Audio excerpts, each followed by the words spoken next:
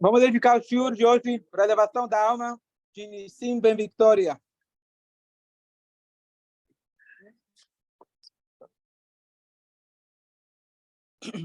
A cada ano, esperamos que ano que vem a gente vai estar em Jerusalém. Amém. Já estaremos lá.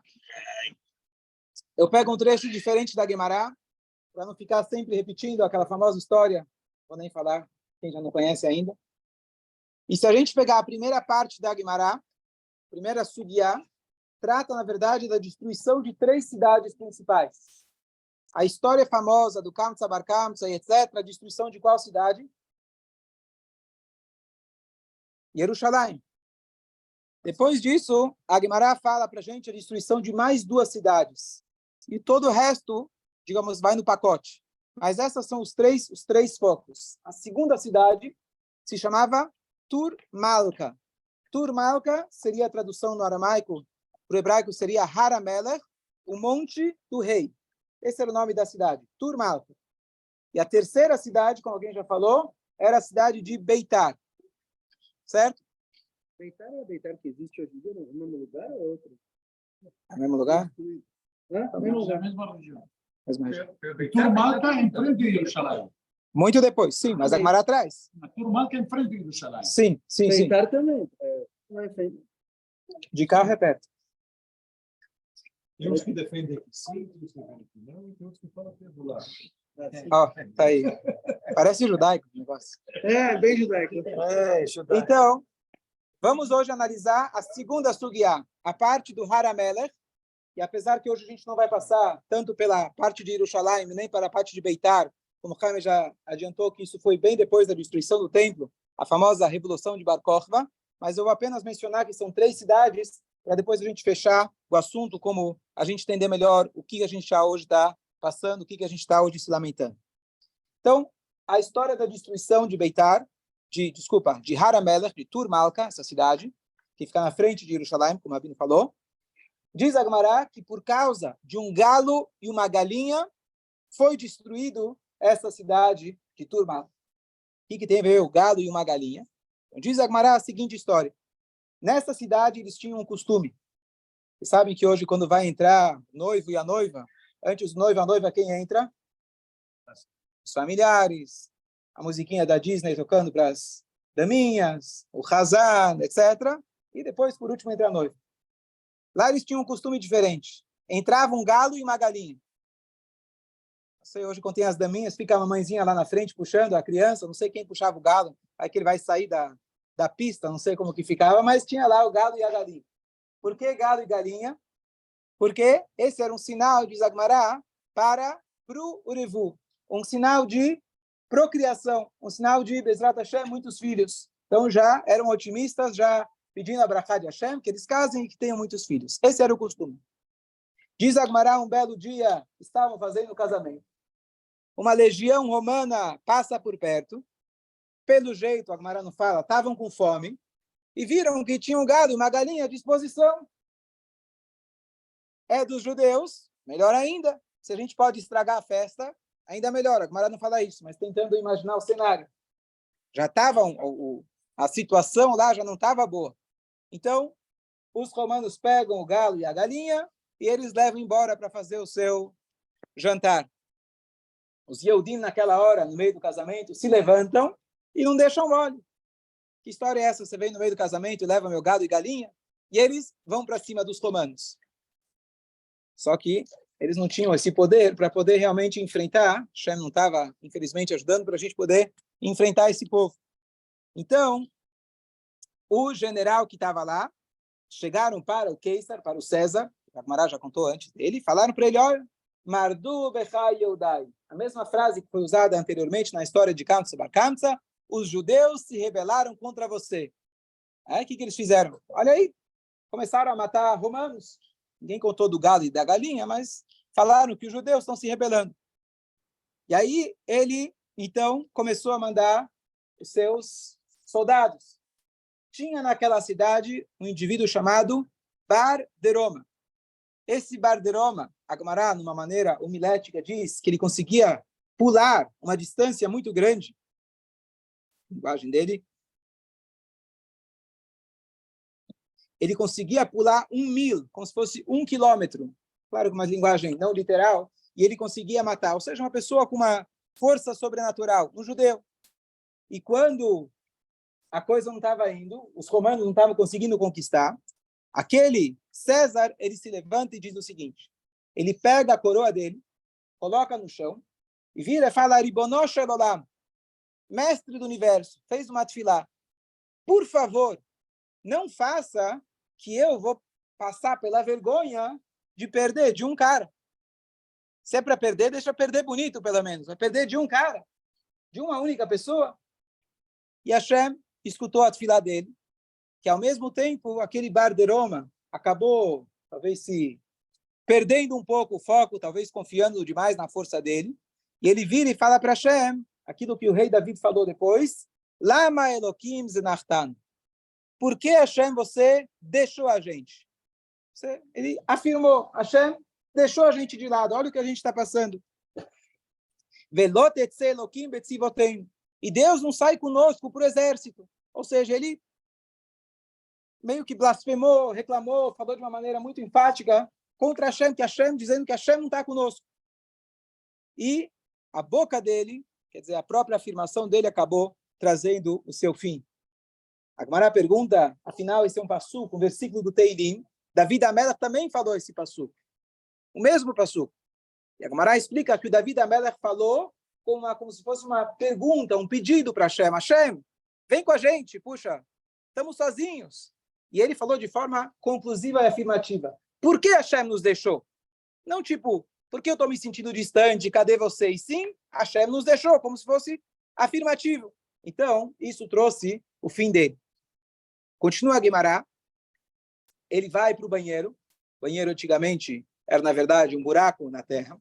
E na hora que ele foi fazer as necessidades, surge uma cobra debaixo da terra e morde ele exatamente no lugar descrito, que a Gemara fala que é um dos piores tipos de morte, não aqui, mas em outro lugar, que por trás morde ele e ele falece. O Queisar, o César, viu que a sua tefilá foi atendida. Ele vira e fala, sabe o quê? Já que Hashem atendeu o meu pedido, eu vou deixar quieto. Já foi. Na hora que ele deixou quieto, a turma foi fazer festa. Os Yehudim foram celebrar. Depois vamos analisar o que quer dizer essa celebração. Mas foram celebrar. Mas só que eles fizeram uma celebração tão grande que ele se sentiu desprezado. A celebração que eles fizeram foi tão grande que alguém, numa distância muito grande, de 1 quilômetro, poderia distinguir, ver uma moeda pela luz das tochas que tinham naquela festa, ou seja, fizeram uma festona, e aí ele falou, bom, eles estão rindo de mim, eles estão agora zombando de mim. Eu deixei de lado, eu quis ser bonzinho, e ao invés deles agradecerem, ao invés deles foram fazer festa, como se fosse que nada. E aí ele decidiu, então, fazer o segundo ataque. Nesse ataque, diz a Gemara, Rabassi, ele diz que 300 mil soldados com espadas na mão foram para lá, e eles mataram por 3 dias do aleno e por 3 noites, e enquanto eles matavam, do outro lado dessa mesma cidade, tinha gente ainda fazendo festa. O que quer dizer isso? A cidade era extremamente populosa. A Gemara traz antes, assim, o cálculo, se fosse pegar no literal, uma vez eu fiz, acho que eram 36 bilhões de pessoas que viviam nessa cidade. É óbvio que não é literal, mas para a gente ter uma ideia do que é uma cidade mais povoada possível. A ponto que em um lado podia ter guerra, e do outro lado da cidade as pessoas nem sabiam do que estava acontecendo, de tanta gente, de tanta coisa que acontecia lá. Então, enquanto estava tendo a guerra, do outro lado ainda estavam fazendo festa, sem saber do que estava tendo guerra ao mesmo tempo. E essa é a história, a Gemara continua com mais detalhes, mas essa é a história da destruição dessa cidade. Então, algumas perguntas para a gente analisar juntos. Por causa de um galo e uma galinha, Hashem destruiu uma cidade? Essa é a linguagem da Gemara. O que o galo e a galinha fizeram, coitados, para Hashem destruir a cidade? Se a Gemara dissesse o que foi a gota d'água, o que foi o que ocasionou a destruição, tudo bem. Foi acontecimento. Mas a Gemara parece estar falando que toda a destruição foi por causa do galo e da galinha. Foi o galo e a galinha? Ou talvez a festa que eles fizeram, outras coisas que aconteceram. Então, o ênfase da Gemara, o título da história, parece um pouco difícil. Concordam? Depois, por que eles pegavam esse galo e galinha para o casamento? Tem outros animais que têm muitos filhos. Aonde a gente tem na Torá? Quando a Torá quer falar de muitos filhos, que animal que a Torá usa? Coelho? Não. Veitgularov, Bekerevarutz, Dag. Então, o Ben Ishai, ele pergunta por que não usavam peixe? Bom, talvez teria que trazer um aquário para estarem vivos, ou se não, teria que trazer o peixe já frito, porque trazer ele fora d'água para entrar na Rupá ia ser difícil. Mas a pergunta é por que justo o gado e a galinha? Tá bom, não vai ser peixe, acha outro. O que eles viram no gado e a galinha que esse justo foi escolhido? Você acha que coelho ia ser melhor? Bom, coelho não é caché, mas tudo bem. Qual que é a ideia? Próxima pergunta. Está escrito que ele colocou a coroa, tirou a coroa dele e colocou no chão. Não podia rezar para Hashem com a coroa? Qual que é a ideia dele colocar a coroa no chão? Zé, uma opinião? Por que colocar a coroa no chão? Respeito para Hashem. Ok? Então ele preferiu tirar a coroa dele para rezar com mais respeito. Tá bom? Reverência. Humildade. Ok? E por que justo uma cobra? A gente sabe que Hashem castiga a pessoa, midá keneged midá. Hashem castiga, ou na verdade traz as consequências das nossas atitudes de acordo com as nossas atitudes, porque justamente uma cobra, que ele morreu dessa maneira trágica e não qualquer outro tipo de morte. Essas são as nossas perguntas. E o que a gente vai, na verdade, concluir com tudo isso, que essas três subiot, dessas três cidades, Jerusalém, Haramelech e Beitar, elas, na verdade, simbolizam parte da crise que estava acontecendo com o povo espiritualmente. Então, vamos começar a responder as perguntas mais dos detalhes da história e depois a gente vai fazer uma conclusão mais genérica. Então, aqui, o Ben Ishai, ele pergunta por que justamente o galo e uma galinha. E Agmará ele fala o seguinte, o Talmud conta para nós a seguinte passagem, que quando o Mashiach chegar, as mulheres vão parir todos os dias.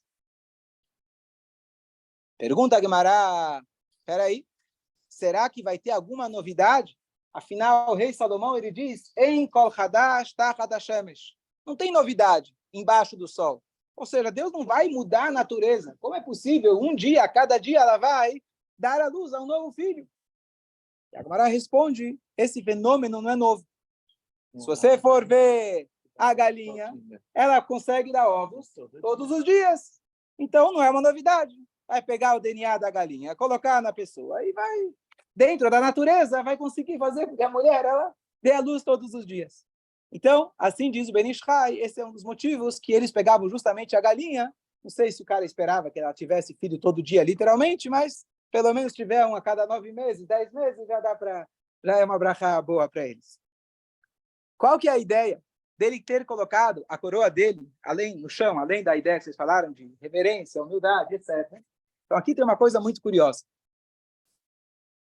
A ideia dele ter colocado a coroa no chão, o que significa o rei tirar a sua coroa?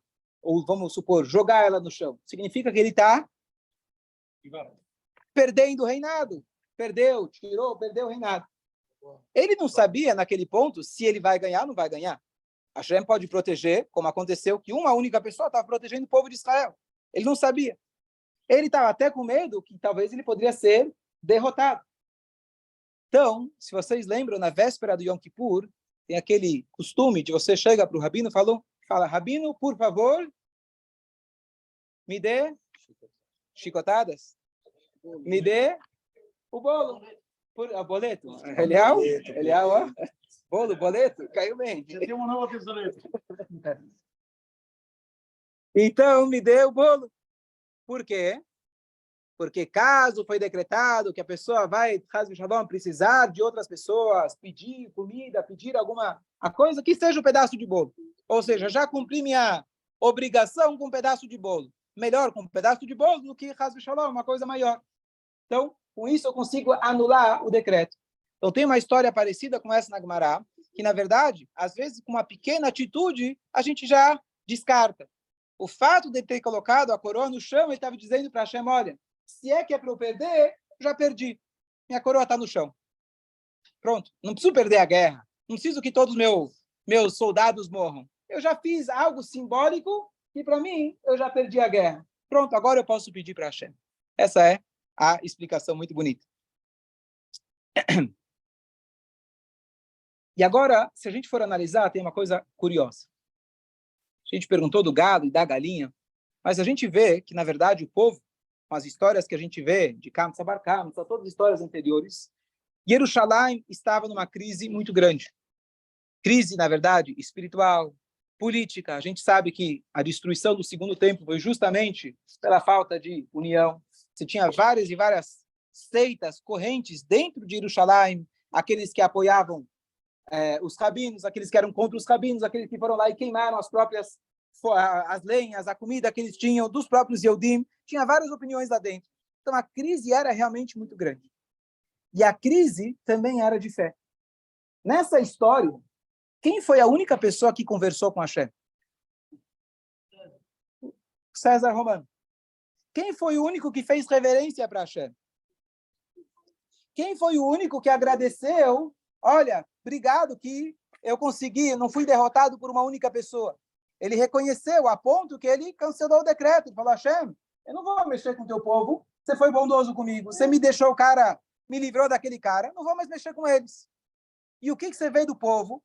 Afinal, você vai dizer, bom, que problema que tinha? Fizeram um Fabrengen, fizeram uma festa, que bom, Baruch Hashem, Seudat Mitzvah. Só que não parece exatamente que foi uma Seudat Mitzvah.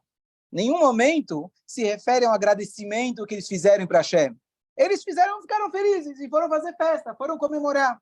Em nenhum momento aparece que eles foram com alguma reverência, reconhecimento. Hashem, obrigado por aquilo que você fez, obrigado pelos milagres, obrigado que a gente está vivo. E o único dessa história toda que conversa com Hashem, aqui a gente vê realmente a crise espiritual que estava, era justamente o nosso inimigo e não o povo de Israel.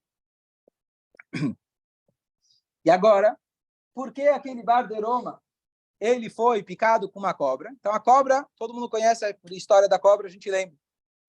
O detalhe, na verdade, que a cobra, a gente fala da Shonará, comparado com a cobra, com a língua dela e etc.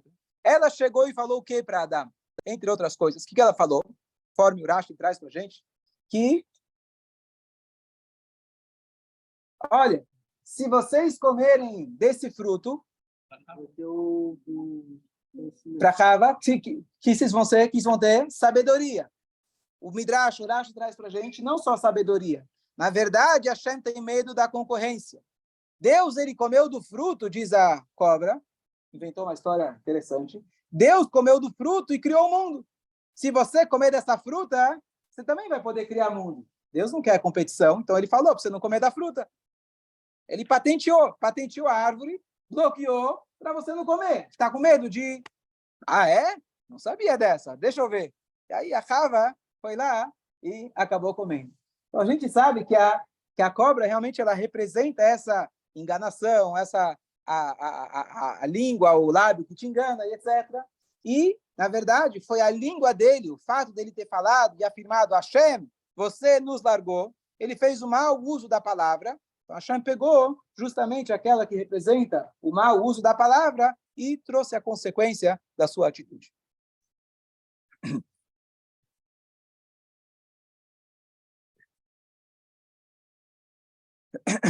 Agora, quem lembra, algumas parshat atrás, parshat lá, faz um tempinho, quando Moshe Rabbeinu ele manda os espiões para a terra de Israel.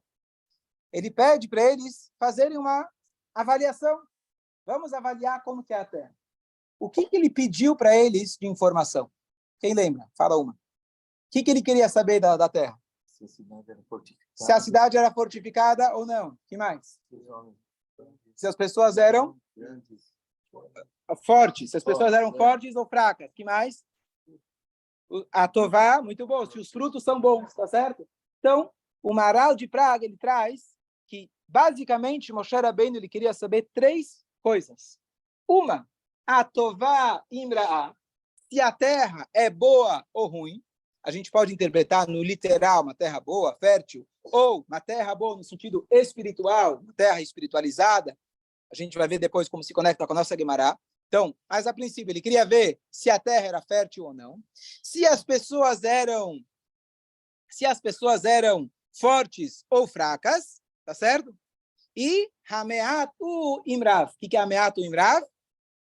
Se são poucos ou são muitos, certo? A força deles você vai avaliar para ver se eles precisam de muralhas em volta ou não, e para saber se eles são muitos ou poucos. Então vamos lá.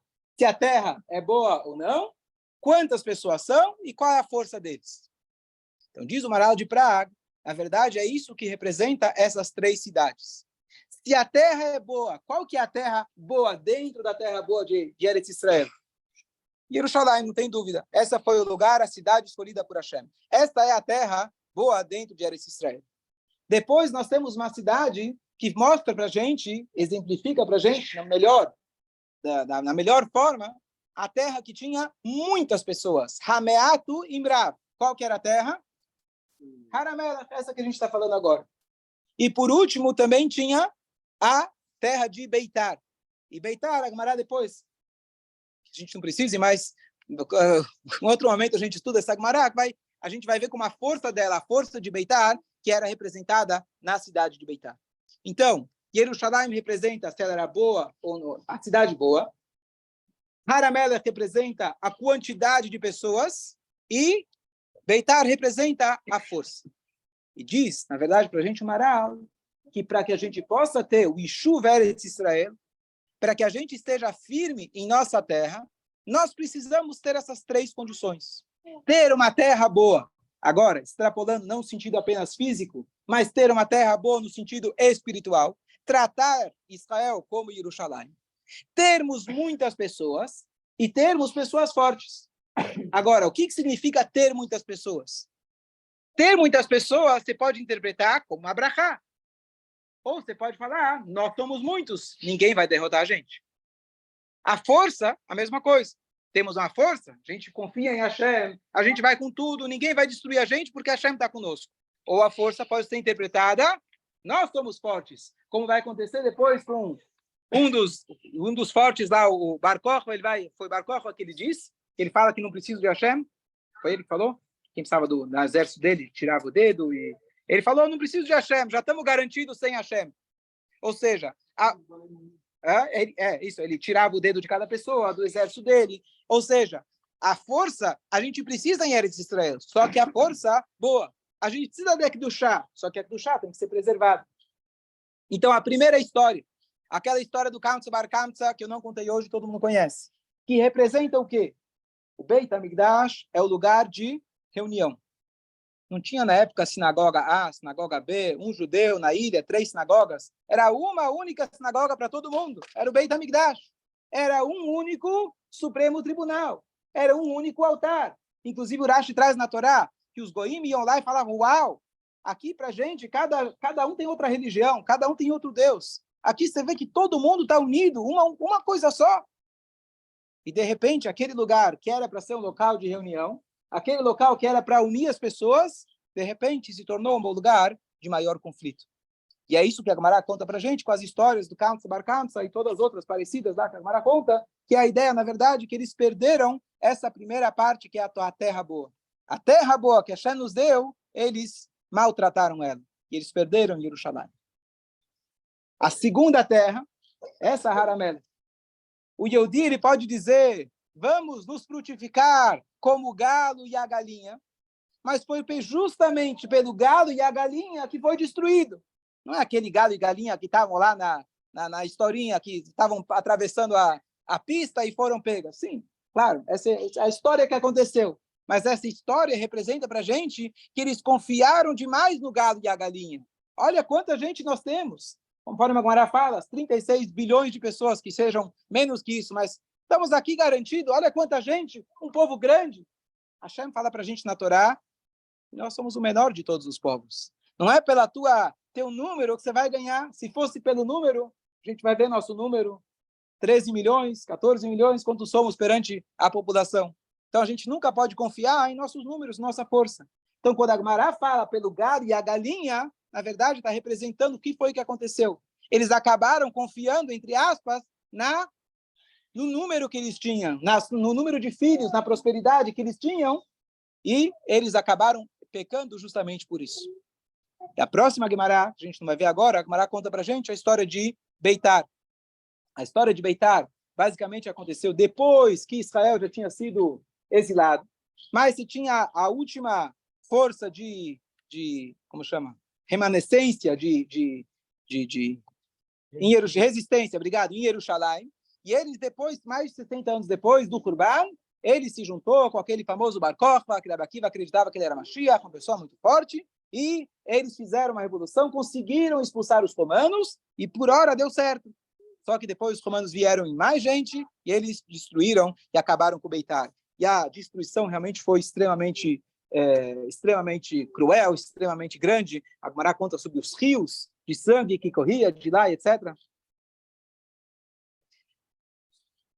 Só que a Guimará começa, só para trazer o primeiro ponto dessa cidade de Beitar, a Guimará conta que a cidade foi destruída por causa de uma árvore, do cedro.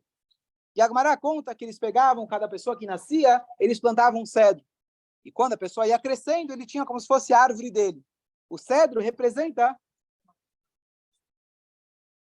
chato de Barai, a planta que meu pai plantou para mim, eu vou plantar para o meu filho. Então a ideia é, e aí a Guimará conclui dizendo, a Guimará fala que a cidade de Beitar foi destruída por causa do cedro. Tem uma história que aconteceu, mas de novo, o que quer dizer por causa do cedro? O que o cedro fez para destruir a cidade? O cedro representa a força. Por causa da força, eles acabaram perdendo. A gente conclui uma coisa muito importante do Maharal, que é o seguinte. A gente falou de cobra, que o antídoto para a cobra é da própria cobra. Infelizmente, a maior brachá pode ser o contrário. Hashem, ele dá para a gente um único lugar, e se a gente não aproveitar esse único lugar, a gente faz exatamente o oposto do que ele significa. Hashem deu para a gente Beit HaMikdash, e a gente usou como lugar de polêmica. Hashem deu para a gente muitos filhos, e foi usado, ao invés da gente agradecer a Hashem e usar isso como mérito e etc., eles acabaram usando isso como galo e a galinha, confiando demais e esquecendo que vem de Hashem. Assim como a força que Hashem nos deu, a mesma coisa, eles interpretaram como se fosse algo pessoal e devido a eles. Então, a conclusão que a gente pode tirar de todas essas ideias é de que o Hurban, ele foi dado, aconteceu justamente por essas mal interpretações ou mau uso das grandes brachot que Hashem nos deu, e claramente para a gente poder, Bezrat Hashem, em breve, a gente voltar e estarmos juntos, Bezrat Hashem, ainda hoje em Jerusalém, a gente parar e pensar como que a gente pode usar as brachot que Hashem nos deu para servir Ele. E quanto mais brachot, menor a gente fica, como Yaakov Avinu ele diz, katonti mikol hasadim. Quanto mais bondade Hashem nos dá, menor a gente fica. E assim a ideia da gente parar e pensar, meditar nessas horas, da gente realmente tentar se unir mais, a gente reconhecer que todas as brachot que nós temos realmente são atribuídas a Kadosh Baruch Hu, e que mérito disso, Bezrat Hashem, a gente possa estar ainda hoje em Jerusalém, Abnuyá. Amém. Complementar o que o Rabino falou, ele ligou as três coisas brilhantemente, na explicação literal, o conceito de galo e da galinha, por que o galo e a galinha? A explicação é por que a Guimarães traz que por galo e galinha? Porque atribuíram que, por que eles se revoltaram? Estragaram nossa segulá, estragaram nossa berachá. E, na verdade, hoje em dia também, muitas vezes acontece que a pessoa esquece que a berachá vem de Hashem, é a segulá. Tem uma segulá. Se eu fizer aquela segulá, então vou ter berachá. Seja para Parnassá, para Shalom Bayit. A gente vê as pessoas no Shabbat e a segulá de dobrar o talit. Então, segurar para Shalom Bayit. Tratar bem a esposa não é segurar de Shalom Bayit. Ajudar a lavar a louça não é segurar de Shalom Bayit. Cuidar das crianças não é segurar de Shalom Bayit. Dobrar o talit e segurar de Shalom Bayit. Estou dando um exemplo das tantas segulot que a gente atribui a elas o nosso sucesso, a nossa berachá, e na verdade esquecemos que a verdadeira berachá vem de Kadosh Baruch Hu. Que foi o que aconteceu com o galo e a galinha. Por que diz que o galo e a galinha? Porque o galo e a galinha representou que eles esqueceram de Hashem. Não somente que confiaram no seu poder. Isso é muito bonito, mas muitas vezes acontece conosco hoje em dia. A pessoa faz determinadas coisas porque isso vai ser a chave do seu sucesso. E esquece que quem manda a berachá é a Kadosh Baruch Hu.